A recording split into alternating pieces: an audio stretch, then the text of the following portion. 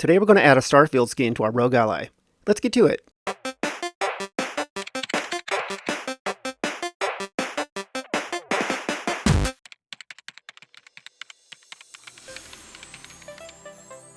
I've been having a great time playing Starfield on the ROG Ally. Sometimes when I'm playing a game, I'll make it the overall theme on my desktop. I'll take screenshots and make it my desktop wallpaper and change the system color and scheme to match it.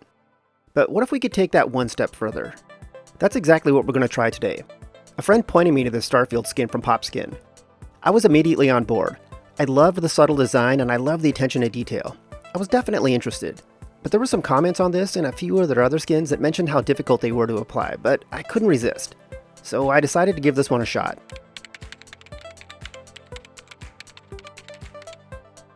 $30 and 2 days later, this is what showed up. The out-of-box, or out-of-envelope experience for the Starfield Pop skin had one main hurdle to clear. It had to show up unbent. I found a few posts that mentioned people getting their skins in bent and creased packaging, which usually means that you have to go through the return process and try again. Thankfully, this one showed up nice and flat, and inside we found the skin, some cleaning wipes, and a QR code to PopSkin's how-to video.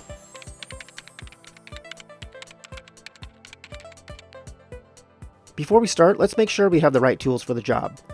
You're going to need something like an X-Acto knife. Most any hobby knife will do. You're also going to need a pair of tweezers. And you're going to need a heat gun or hair dryer. You might also want some vinyl application tools to help smooth out some of the trickier spots. I picked up a kit that had most of these things in one package. I'll add a link to everything that I used here down below in the description.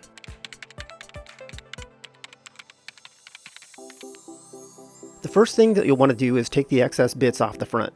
This is a tedious process. Use the tip of the blade to gently pull the pieces at the cut lines. We're not really cutting here, rather we're putting the blade on the inside of the lines and gently pulling inward. Once enough of a piece lifts up, use the tweezers to remove it. You can use your fingers here, but sometimes the tweezers make it easier. I use the top of the sheet to hold the excess bits. Pop on a long playlist, because this is going to take a while. Once you're done with the front sheet, put it aside and move on to the back sheet. Same process here.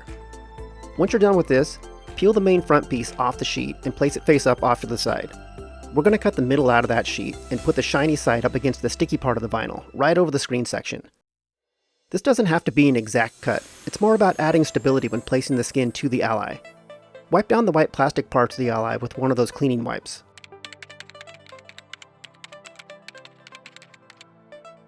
Carefully place the skin on the Ally. We're not pressing down very hard right now. Make sure to line up the air vents. Since we're working with vinyl, you can kind of gently pull and stretch things to better place them. Once a section is where you want it, press in a little harder with your finger and rub the vinyl into the surface of the Ally. Work outward from these spots and be mindful of where your edges are. Patience is your best tool here. Once you get one side in place, remove the brace piece and continue working your way to the other side. Don't worry if you missed a couple of pieces from the first step. You can use the knife here to carefully pull them off. Once you have everything in place, use the blow dryer across the entire skin and really rub your finger across the entire surface while the pieces are warm. You should eventually see the underlying texture of the device through some sections as you press in. Take your time here to make sure you get those curved sections nice and smooth, and pay attention to any potential air bubbles.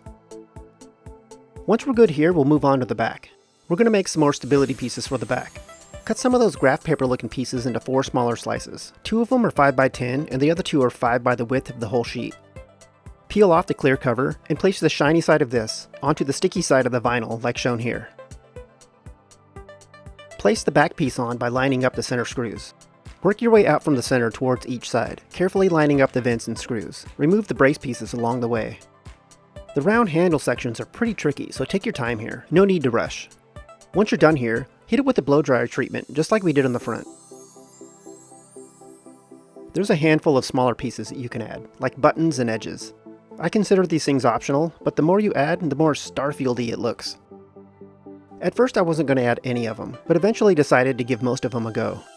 I left off the start, back, volume, power, and ABXY buttons, but added everything else.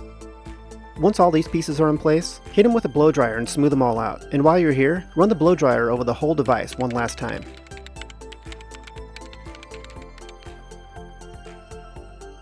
And that's it.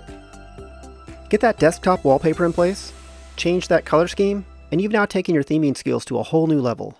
Now fire up some Starfield and get back to exploring the universe in style. You deserve it. And that about wraps things up. Please like this video if you found it useful, and subscribe to our channel if you want more content like this. I appreciate you taking the time to watch this, and we'll chat again soon.